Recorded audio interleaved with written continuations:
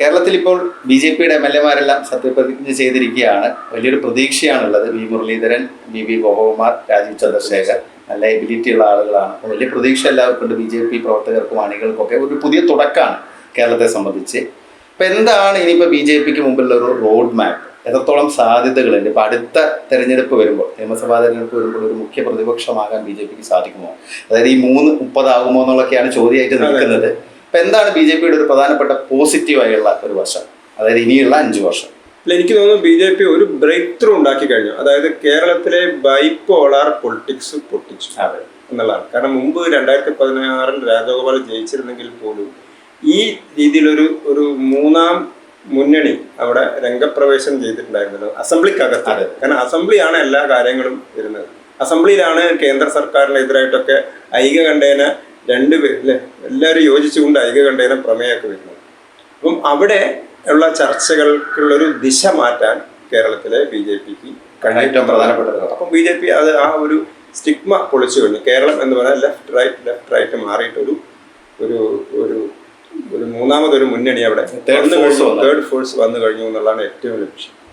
രണ്ടാമത്തേത്, 2 മുന്നണികളും തമ്മിൽ എനിക്ക് തോന്നുന്നു കാര്യമായ വ്യത്യാസങ്ങളൊന്നും തന്നെ ഇല്ല. ഇപ്പം ഇന്ന് ദേശാഭിമാനിയിൽ എന്താണ് പ്രധാനപ്പെട്ട ഒരു വാർത്ത?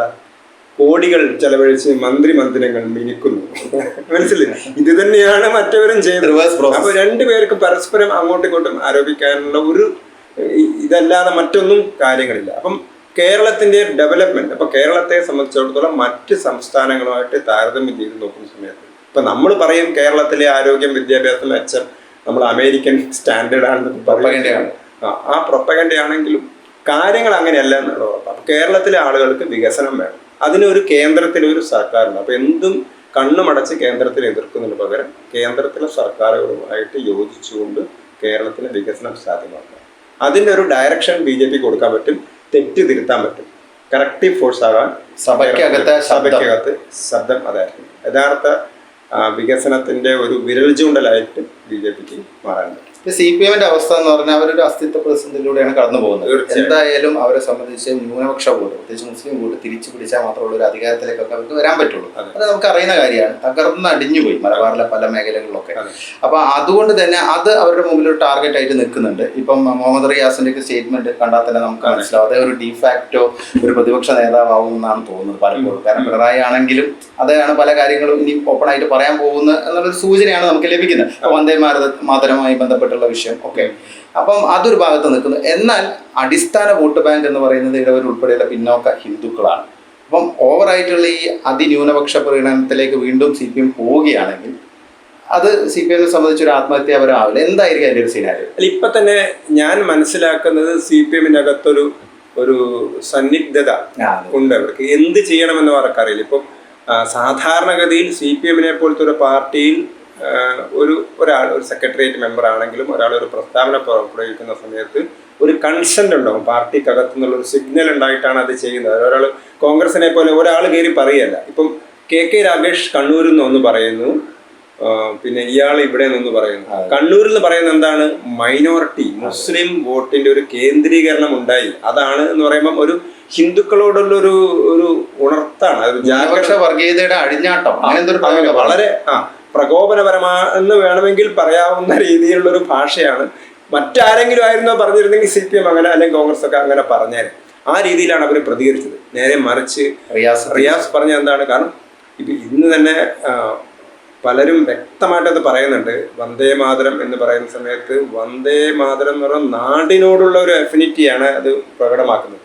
അതിനെ ശക്തിപ്പെടുത്താൻ വേണ്ടി അവർക്ക് ഏറ്റവും അവരാരാധിക്കുന്ന സരസ്വതി, ദുർഗ എന്നൊക്കെ പറയുമ്പം അതേപോലെയാണ് ഭാരതമാതാവ്, അല്ലെങ്കിൽ അതിനേക്കാൾ കമ്പയർ ചെയ്യാണ് സത്യത്തിൽ ചെയ്യുന്നത്. അതിന് ഒരാൾ ഇന്നലെ തന്നെ അത് ഒരു യുക്തിവാദി നേതാവ് അദ്ദേഹം പറയുകയും ചെയ്തത്, അതായത് സ്വർഗത്തേക്കാൾ വലുത് എന്ന് ഒരാൾ നമ്മൾ പറയുമ്പോൾ ആ സ്വർഗം എന്ന് പറയുന്ന കൺസെപ്റ്റിൽ വിശ്വസിക്കാത്ത ഒരാളെ സംബന്ധിച്ചിടത്തോളം അത് അസ്വീകാര്യമാണെന്ന് പറയാൻ പറ്റും. കാരണം നമ്മൾ സ്വർഗത്തേക്കാൾ വലുതാണ് രാജ്യം എന്ന് പറയുമ്പോൾ ആ രാജ്യത്തോടുള്ള നമ്മുടെ താല്പര്യത്തെ അത് ശക്തിപ്പെടുത്താൻ വേണ്ടി മറ്റൊരു കാര്യത്തോട് ഊമിക്കുകയാണ് ചെയ്യുന്നത്. അതേപോലെ തന്നെയാണ് സരസ്വതിയും ദുർഗയൊക്കെ പറഞ്ഞത്. എന്തിനാണ്? രാജ്യമാണ്, ഭാരതമാതാവാണ് വലുത്. അതേ ഉള്ളൂ അതിൻ്റെ അകത്ത് കൺസെപ്റ്റ് അതാണ്. അപ്പം അത് റിയാസിന് അറിയാത്തത് കൊണ്ടല്ല, സ്വാതന്ത്ര്യത്തിന് മുമ്പും പിന്നെ ഞങ്ങൾക്ക് പാകിസ്ഥാൻ വേണം എന്ന് പറഞ്ഞിരുന്ന ആളുകളുടെ ശബ്ദം, ആ ശബ്ദമാണ് റിയാസിലൂടെ പുറത്തു വന്നത്. അപ്പോൾ അദ്ദേഹം എന്താണ് ചെയ്യുന്നത് വെച്ചാൽ CPM നഷ്ടപ്പെട്ടു പോയ മുസ്ലിം വോട്ട് തിരിച്ചു പിടിക്കാൻ കഴിയുമോ എന്നൊരു വീണ്ടും ഒരു രീതിയിലൊക്കെ പോകും. അതേസമയത്ത് മറുഭാഗത്ത് KK രാഗേഷ് എന്താ പറയുന്നത്? KK രാഗേഷ് മുസ്ലിം വർഗീയതയാണ് അവിടെ ഉണ്ടായത് എന്നാണ് പറയുന്നത്. എനിക്ക് തോന്നിയത് ഇപ്പം സോഷ്യൽ മീഡിയ ഒക്കെ നമ്മൾ നോക്കുമ്പോൾ റിയാസിന്റെ സ്റ്റേറ്റ്മെന്റ് താഴെ വരുന്ന കമന്റ്സ് നോക്കിക്കഴിഞ്ഞാൽ സാധാരണഗതിയിൽ റിയാസിനെതിരെ പറയുന്ന ആളുകളൊക്കെ പെട്ടെന്ന് റിയാസിന്റെ ഫാൻസ് ആയി മാറുന്നു. റിയാസിന്റെ നിലപാടാണ് ശരി എന്ന് പറഞ്ഞ് മുസ്ലിം ലീഗിനെ പോലും വിമർശിക്കുന്ന രീതിയിൽ ഇസ്ലാമിസ്റ്റ് ഐഡിയോളജിയുള്ള ആളുകളൊക്കെ കമന്റ് ഇടുന്നതായിട്ട് കണ്ടു. അപ്പൊ റിയാസിന്റെ ആ ഒരു ഇനീഷ്യേറ്റീവ് കറക്റ്റ് ആണ്. റിയാസിന് അറിയാതെ അതിന്റെ അതിന്റെ ഏറ്റവും പ്രകടമായ ഉദാഹരണം എന്ന് പറഞ്ഞാൽ കഴിഞ്ഞ 2021 നിയമസഭാ തെരഞ്ഞെടുപ്പിൽ കോഴിക്കോട് ജില്ലയിലെ 13 സീറ്റിൽ 2 സീറ്റിൽ മാത്രമാണ് UDF ജയിക്കാൻ കഴിഞ്ഞത്, വടകരയിലും കൊടുവള്ളിയിലും. ഇത്തവണ നേരെ റിവേഴ്സ് വെച്ചാൽ മുസ്ലിം കേന്ദ്രങ്ങളിലൊക്കെ ഉദാഹരണം പേരാമ്പ്ര എന്ന് പറയുന്ന CPM ശക്തിയുണ്ട്. അത്രയും 20,000 വോട്ടിന് ജയിക്കുന്ന സ്ഥലത്ത് TP രാമകൃഷ്ണനെ പോലത്തെ ഏറ്റവും പ്രഗത്ഭനായ അവരുടെ LDF കൺവീനർ തോൽക്കുകയാണ്. കാരണം മുസ്ലിം വോട്ടിന്റെ കേന്ദ്രീകരണം വന്നു.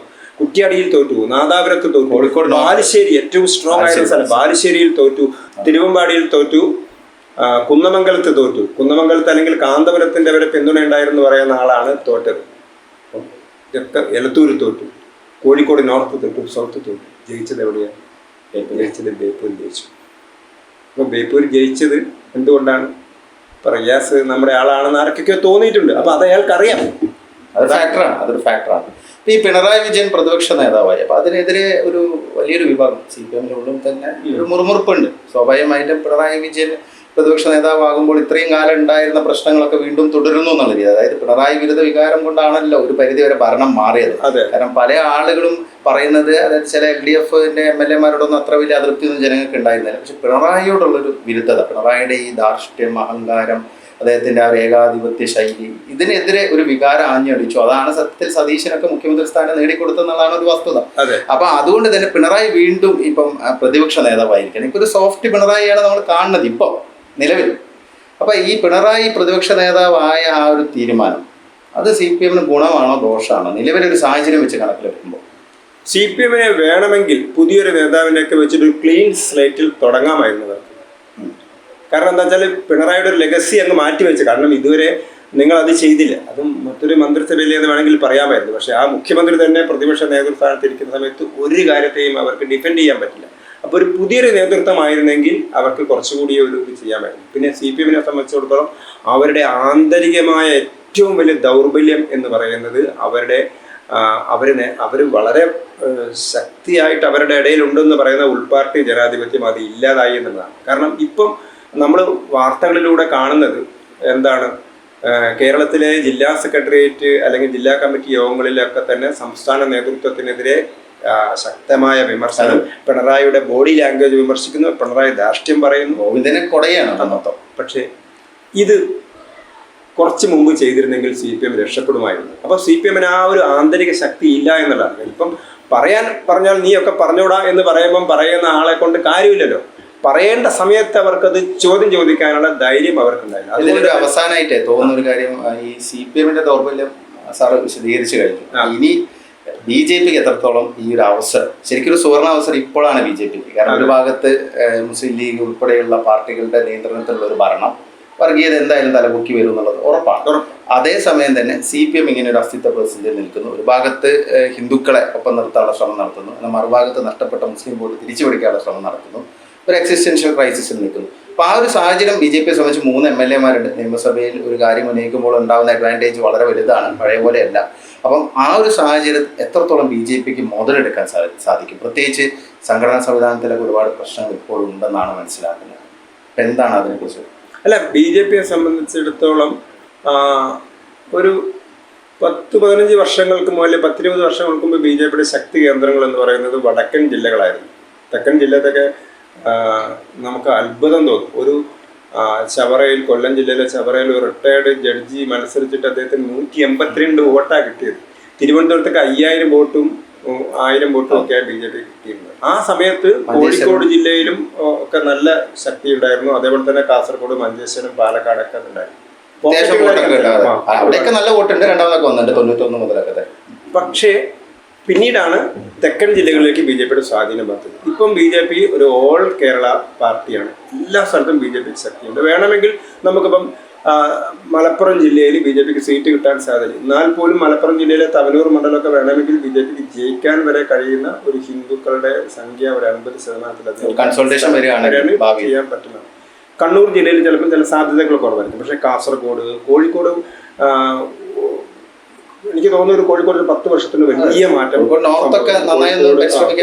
നോർത്ത്, സൗത്ത്, ബാലുശ്ശേരി, എലത്തൂർ, കുന്നമംഗലം, കൊയിലാണ്ടി ഇവിടെങ്ങളിലൊക്കെ ബി ജെ പിക്ക് നല്ല വേരോട്ടമുണ്ട്.